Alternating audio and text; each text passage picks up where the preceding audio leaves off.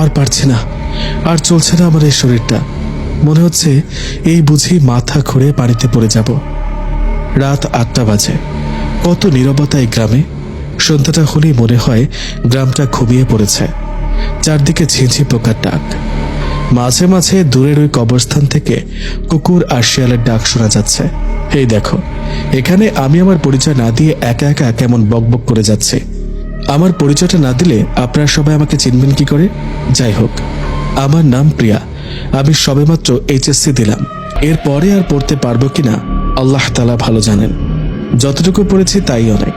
এই পড়া নিয়ে কত মার বকা গালাগালি শুনতে হয়েছে তা শুধু আমি আর আমার এক প্রাণের বান্ধবীই জানে। আসলে ওর সাথে আমি আমার জীবনের সকল কথাই শেয়ার করি, আর ও এমন কোনো কথা নেই যে আমার সম্পর্কে জানে না। তেমনি আমিও সমস্ত কথা ওর জানি। এখন চলুন আমার পরিবার সম্পর্কে বলি। আমার বাবা একজন কৃষক। অনেক জমি জমা আছে আমার বাবার, কি নেই সেখানে। ধান আলু থেকে শুরু করে পটল পর্যন্ত। আমার মা খুব রাগী।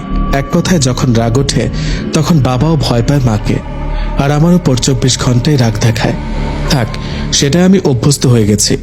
এত এত মার লাথি গালাগালি এসব আর আমার গায়ে লাগে না। ও আর আমার একটা 10 বছরের ভাই আছে।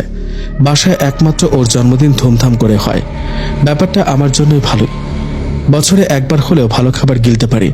না হয় প্রতিদিন আলু পটল কুমড়া সব তরকারি দিয়ে নিরামিষ তৈরি করে সেটাই খাই। কিন্তু হ্যাঁ, ভাইটা আমার খুব ভালো।